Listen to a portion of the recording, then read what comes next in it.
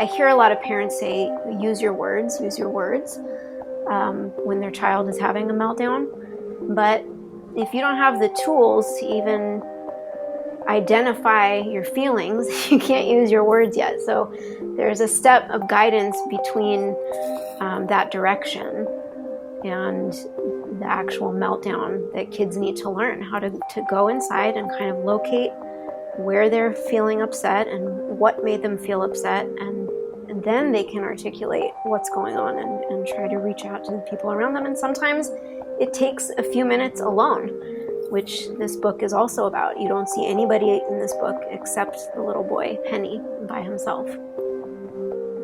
You are now listening to the Soul and Wonder Podcast, episode 73, Helping Kids Through a Bad Day with Ruby Roth. Welcome to the Soul and Wonder Podcast, where the conduits of the body, depths of the mind, and atlas of the soul are explored with devotion. Through cultural exchange, Christopher and Sarah and their guests will deliver sacred wisdom from around the globe, uncovering the hidden gems of conscious living and holistic healing, all to empower you on your journey of self-discovery. And now, here are your hosts, Christopher and Sarah. What is happening, everybody? So happy to have you here today for another episode of the Soul and Wonder Podcast. Every other week, we bring you new interviews with world-renowned thought leaders and authors to support you in your personal growth and spiritual evolution. Whether you're a newbie or a longtime listener, we are so happy that you've decided to join us for another jam-packed episode. Today, we have artist, illustrator, and author Ruby Roth, and we are so excited to dive into this interview. But before we do so, we want to remind you to make sure you subscribe to the show on Apple Podcasts, Spotify, and on YouTube. And of course, if you love what you hear, please leave us a review and share with your friends and family. The more you get it out there, the more it helps us. So we had the pleasure of interviewing Ruby Roth actually last year when we hosted the Vegan Warrior Summit in 2018, and we were talking all about her vegan children's books. And in this interview, we get to talk about her latest book, which isn't vegan per se, but instead talks about one of our favorite topics: having a bad day and dealing with negative emotions. So Ruby is super cool. She was featured on Today, CNN, and other major media outlets. As Christopher said, she is an artist, she's a designer, and via the renowned branch of her creative house, the world's leading author-illustrator of a series of vegan books for kids, the first of their kind in children's literature. But her newest title, Bad Day, is a feelings book, broadening her themes to include emotional wellness. And this is something that we need to be talking about because parents, I know that you feel this. Sometimes it's really hard to hold that space for your child as they experience negative emotions, and it can be triggering for you, and it's just a bad day. But we need to be able to hold that space consciously for them to learn and move through and embrace their emotions. And as we're getting ready to welcome our first child into the world, this really episode hit home for us, and we want to make sure that, please listen to every single word Ruby says. This book is crucial for any parent out there listening. So very excited to dive into that. And today on the interview, she covers inspiration behind her children's books and what motivated her to write her latest book, Bad Day, the difference between Bad Day and other books out there right now about feelings and emotions, as well as how to help our children increase their emotional intelligence and self-awareness surrounding negative emotions, practical tips for parents to help their children embrace all emotions. And at the end, she gives some information on her upcoming art showing in LA coming in September 2019. We hope you guys enjoy this one just as much as we did, and we'll see you after the interview.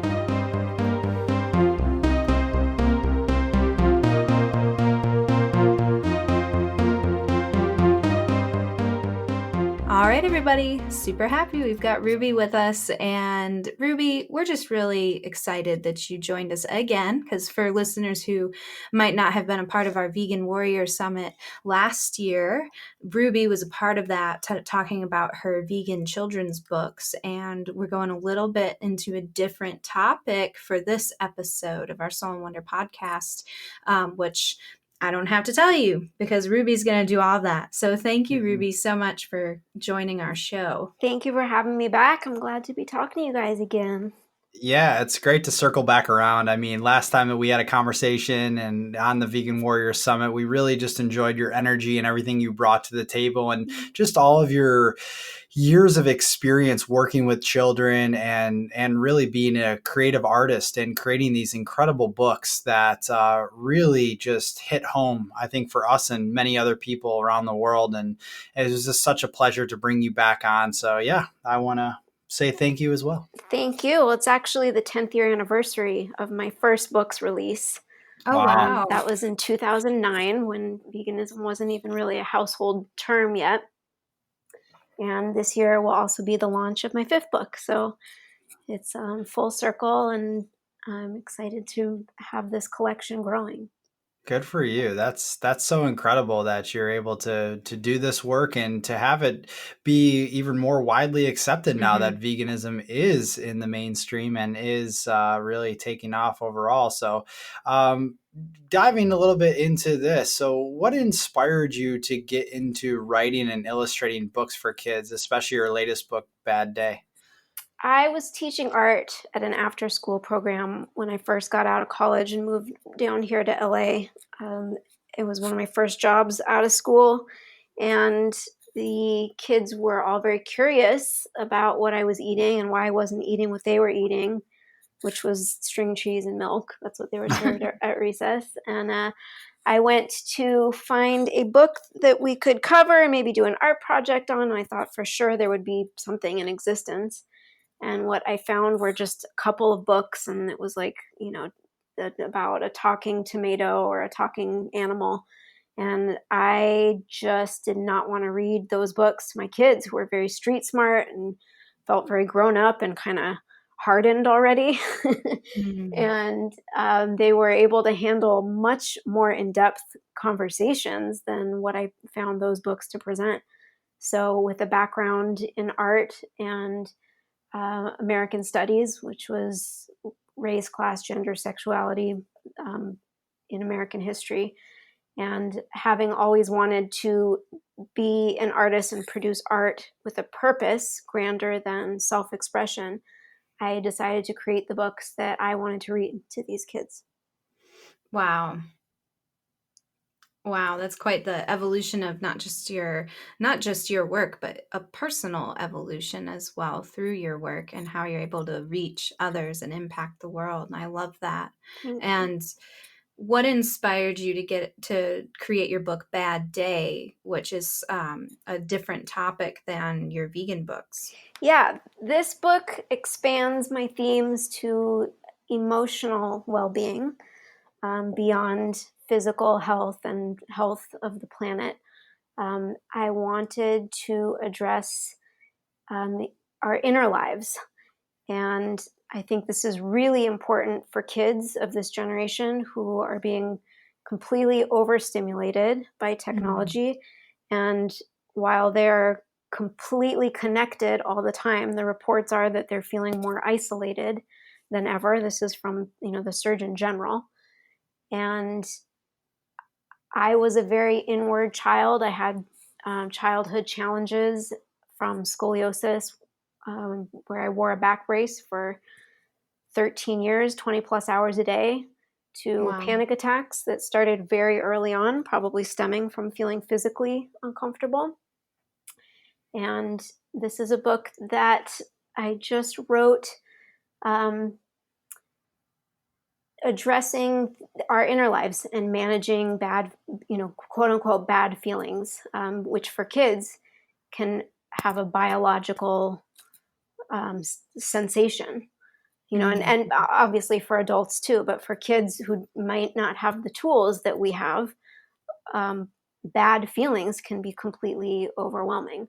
So Bad Day is about a little boy you're just dropped in the middle of his meltdown, and he finds some refuge inside of a paper bag, which he draws a big frowny face on.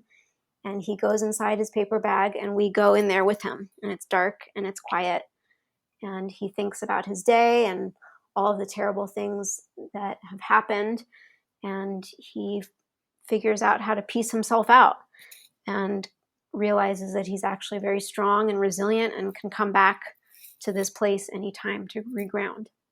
And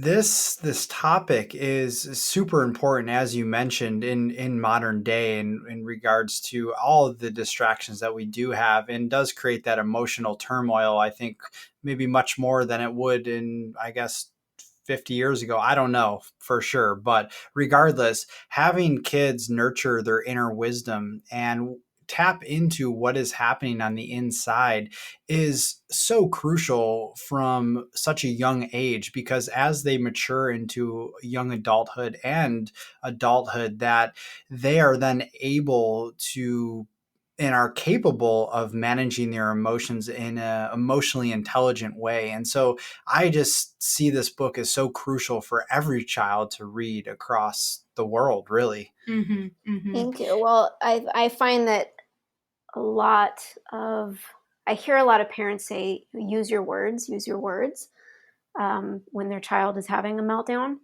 But if you don't have the tools to even identify your feelings, you can't use your words yet. So there's a step of guidance between that direction and the actual meltdown that kids need to learn how to go inside and kind of locate where they're feeling upset and what made them feel upset, and then they can articulate what's going on and try to reach out to the people around them. And sometimes it takes a few minutes alone, which this book is also about. You don't see anybody in this book except the little boy, Henny, by himself. Wow. I love that you mentioned that about using your words versus first tuning into the body and uncovering unmet needs and triggers too before you can use your words. Because, what's funny is we think children are so different, but adults are the same, right? Absolutely. Adults still have tantrums. What do we think road rage is? What do we think our meltdowns are? There's still tantrums. We still have bad days. And one of the common things when I'm working with coaching clients is we always move into the body and the emotion and the needs before we ever try to articulate anything. Because then you're just processing. You're just processing, thinking you know what's happening. We're able to process that as adults because of life experience. Children don't have that processing tool. And we expect them to be able to process before we can even process. And so it's so perfect. Yeah, we need the tools to disrupt that initial feeling that we have, whether it's rage or sadness or whatever it is that pops up. It becomes physical, and before you have words and language attached to it. And so it's very important to just press pause and just go inward for a minute. Yeah. So what makes, there's a lot of books out there about emotions and feelings. What makes Bad Day different from other books for kids out there right now for this topic? I think it's honesty and relatability. Most of the feelings books that I've seen out there employ this baby talk, very soft tone, and they almost have like a very sanitized corporate feel. And to me, it looked like a lot of them, made nice about bad feelings, which to me seems patronizing, like it's an attempt to pacify and patronize instead of getting to the root of the issue that a child is having. So in Bad Day, you see his meltdown and goes on for a very long time. And I don't see, haven't seen the illustrations of a tantrum actually happening in other kids' books. So in this book, you see what it feels like and what it looks like to have a meltdown and a tantrum and to feel really bad. And I can imagine, so relatable to the kids too. That's what I was going to say. I can imagine that a kid reading that or seeing that might feel like, oh, I'm not so different or weird for having these bad days, for Yeah, having or these this bad thoughts. this looks like me. I found that there's like all these universal tantrum poses. So it's like a kid might see it and recognize themselves, because I mean, it's obvious that if you're having a meltdown and you don't have the words, like, this frustration comes out in the body. And if you look at photos of kids having tantrums, um, they all have the same poses and body language. It's like fists clenched or feet kicking. It's like these are the feelings that need to be processed, and they're happening physically. And this book helps to start processing them psychologically. Mm-hmm. Well, and the other thing too is that, as adults, as obviously we've grown up under certain conditions and programming and things like that, generally a lot of times our parents maybe didn't know how to handle these tantrums or these situations so well. And so what that I think does to a kid is that it then almost shames the tantrum, Mm-hmm. and these children develop some sort of guilt around that. And so I think when that happens, as they grow up, they're not able to process their emotions as well. And so by bringing this to the forefront, you're able to give kids the awareness around this for them to then grow up, as I mentioned before, into these, I guess, more emotionally intelligent and stronger adults. Where they don't shame anger, they don't shame sadness, they rather instead embrace Accept it. it and move through it. Yeah, I really see this kind of learning, self-awareness, and the study of emotional intelligence at this young of an age as an initiation and a kind of rite of passage that we don't otherwise have in our culture, which starts Mm-hmm. to tell kids that you are responsible for your Mm-hmm. feelings. You nailed it. I love it. How capable do you believe children are when it comes to naturally increasing their emotional intelligence and awareness? I think much more capable than we give them credit for, especially Mm-hmm. in Western culture. We tend to baby children. We think that they're very frail and pure-minded and completely dependent on adults. And you see in other cultures that kids are there's not such a delicate concept of childhood in other cultures, where kids are handling machetes when they're very young and opening coconuts and looking after their younger siblings and working at the markets and weaving complicated embroidery. Um, we have a different view of childhood here in the West, and it's mostly only because we cater to it. And Mm-hmm. when I've taught in school, I could see we had very we had conversations, very in-depth conversations about complicated topics and stuff that they would bring up about meditation and food and violence that they'd seen on the streets or in their homes. I mean, they're just waiting for somebody to speak to them, like person to person and not adult to child. Mm-hmm. Mm-hmm. Well, and this led me to realize that not only do we try to protect our kids from their own emotions, we try to protect them from our emotions. Like Mhm. looking back on my childhood, my parents thought that hiding their anger or fear or sadness or resentment towards each other or something like that, they thought that was protecting me, when in actuality, sometimes just increasing awareness around what we're feeling as parents and displaying that in a way where our kids are exposed in an appropriate manner, of course, and just explaining to them how we're feeling in that moment. What are we experiencing? What's triggering it? And that they learn from example. And so if they have a parent who's comfortably able to navigate their own emotions and not try to shield their child from it, but to bring them in when it's appropriate, like I said, and kind of show them how we navigate it, then once again, kids aren't isolated and Yeah, fending for themselves. absolutely. topics in my books, have been talked about, like, these are too difficult of topics to discuss with children. But my point of view has always been that we're raising much stronger citizens and people by addressing tough topics and helping kids learn how to manage their feelings around them. Mm-hmm. And so often, if you pick up a parenting magazine or you listen to a parenting podcast, it's like these giant questions like, how do I talk to my kid about this? Or how do we deal with that?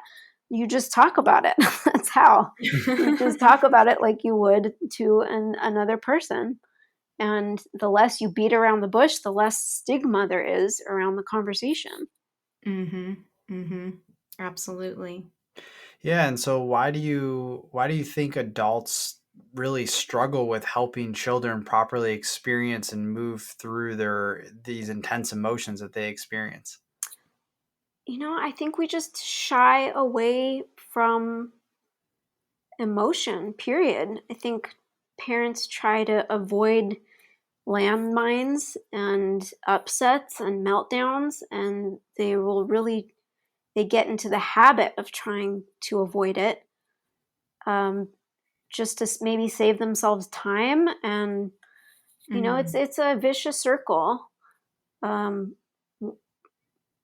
I think we're all dealing with it together. We're all in it together. It's like the adults are handling the same things the same way that children are. There's a lot of avoidance. That's what therapy is non-avoidance, and addressing and engaging instead of not. Mm-hmm. I think too, to add on to what you said, our kids trigger our own unresolved baggage, right, within us, whether you're a parent or not.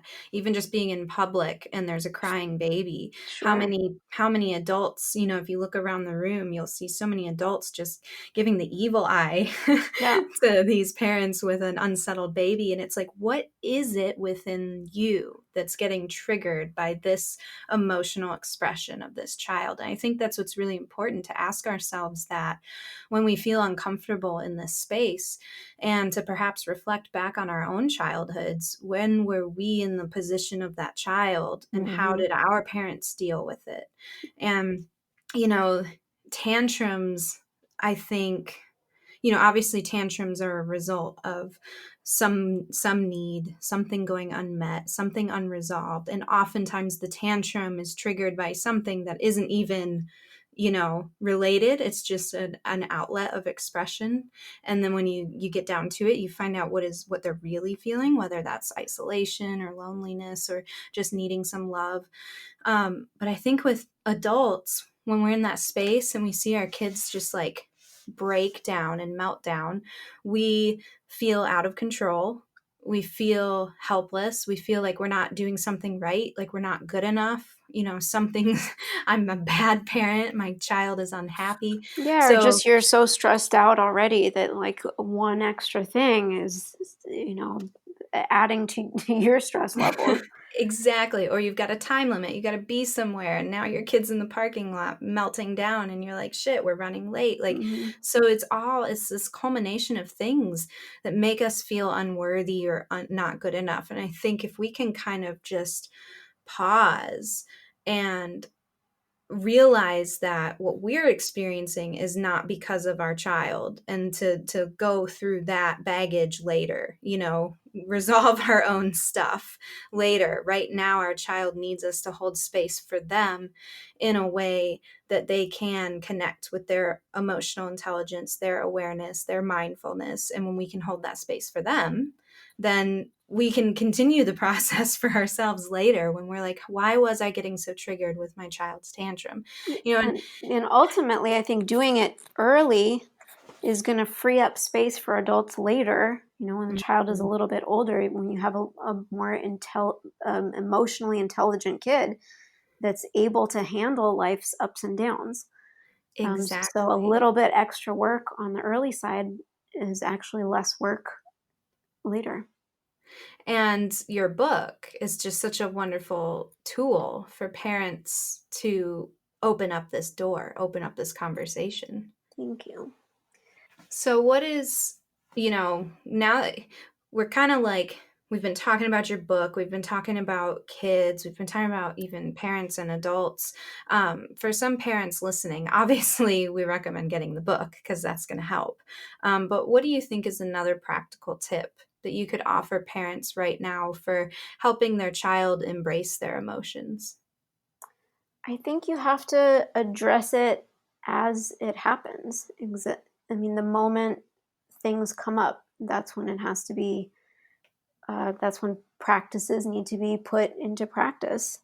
And I think that creating in the home an atmosphere of communication is really important, and that kind of has to take form in like group identity, that we're all doing this and we're all practicing, and nobody's perfect at it. And I think that that's really important, that a child sees everybody's in it together. Yeah, definitely. Definitely. And I think, overall, I think just overall being able to embrace how things come along, how things, I mean, of course it's easier said than done, because I think when we're in the moment, a lot of times it's chaos. If you have multiple children, there's multiple things going on. But I really do think if parents start tapping into themselves and doing that inner work, overall, it's going to be a better result, I guess, for the child and our children overall. And I think if we're going to raise the consciousness on this planet, if we're going to be able to uplift this planet past where it's been, this is like the number one place to start.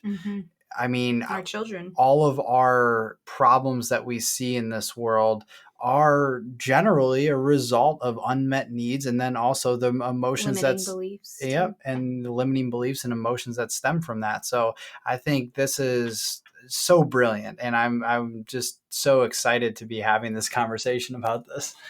Thank you. And I think it's bigger picture. It's about teaching kids to be self-reliant and responsible for themselves. Especially I see in the times we're living in right now, and feels like the age of anger and a lot of protesting and people pointing fingers and blaming. And really it comes down to, what are you going to do about it? You can expend all kinds of energy doing those things, protesting and blaming and looking outward for other people to change. But in all of my books, the theme is that change starts with the individual. Speaking of all of your books, how would you say Bad Day is related to your other vegan children's books? These are all connected by the exploration of mind and body and our individual effect on the outside world. For me, looking at my body of work, which ranges from feminine figurative nudes to children's books about veganism, it's in perfect harmony to me. And it may not look that way to the outside world at first glance, but my origin story of seeing my bones on an X-ray, when I was first diagnosed with scoliosis, gave me a very early fascination with the body. And I became very highly aware of my physical body, which made me very discerning with food. And I was starting to connect mind and body very early. And being physically confined in a brace, which was painful and uncomfortable, art served for me as an outlet of expression, and also as kind of a way to live vicariously through some characters that I would bring to life. So I was literally and figuratively drawing out strength in my idea of beauty. And my adolescent portfolio is like full of all these powerful girls. And my fascination with the body continues. And you see that through my children's books too, and what we put into our body and how what we put into our body affects the outer world. And it's really the same with this book about emotions. There's a quote in the beginning of the book by my friend and teacher, who's a rabbi, Mordecai Finley. And he says, it doesn't matter what other people do. It only matters what kind of person you want to become. And that quote just gets deeper and deeper and deeper as life continues. But it all comes back to the self and what we are doing ourselves to heal mind, body, soul, and the planet and take care of all living beings. I love that you relate your children's books to your larger body of adult artwork. That's They wouldn't be there without it. I mean, all those girls and those powerful women, like they came first. The children's books, were a branch off of what I do that took off, and I put my concentration there. But there would be no children without the women.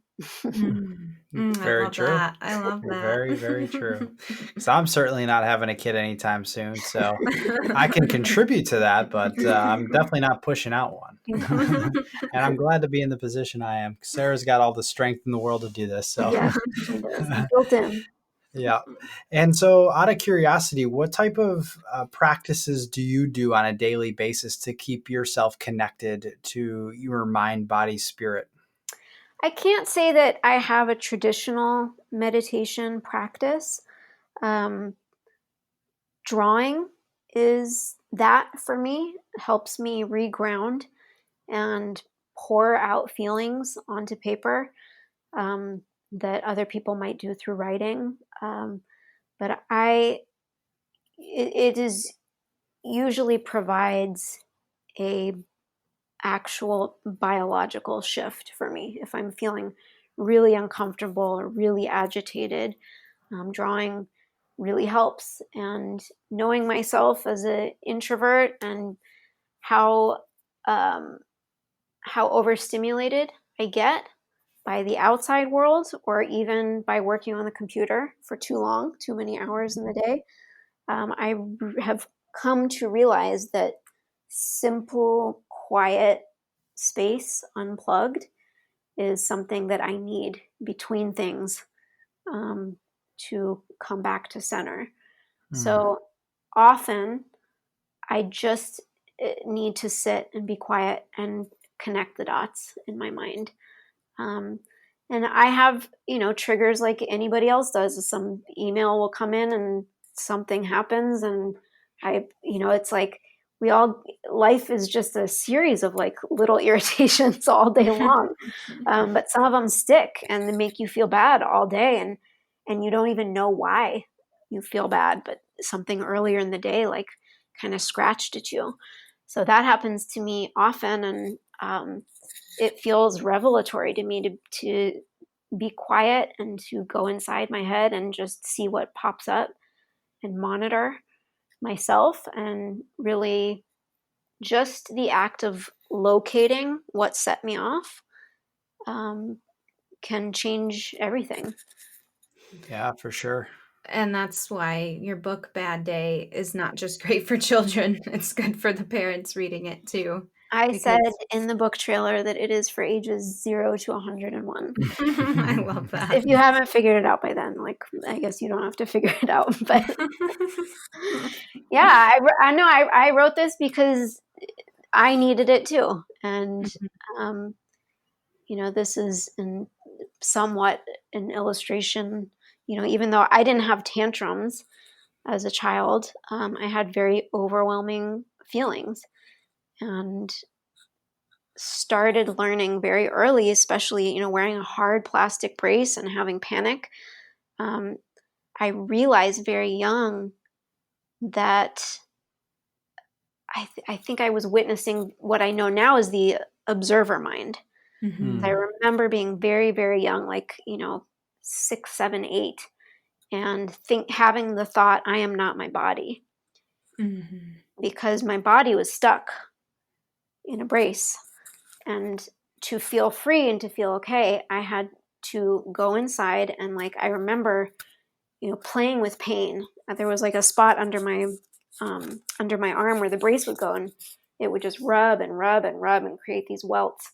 And I remember, I still had several more hours in the day that I had to wear that brace.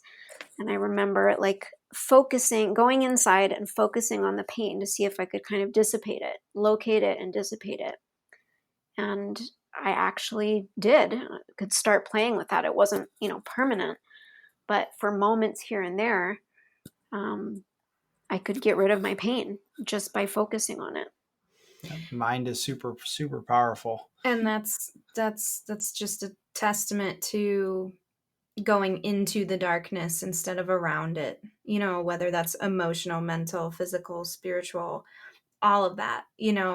So many people, we live in a culture that if we're in pain on any level, mental, emotional, physical, whatever, we want to fix it, right? We want to run away from it. We want to take that pill. We want to do something to alter our mind. Yeah. But I love that you said you would play with moving into the pain, because that's exactly what we do with our clients too. Emotionally, you move into it to get to the root of it.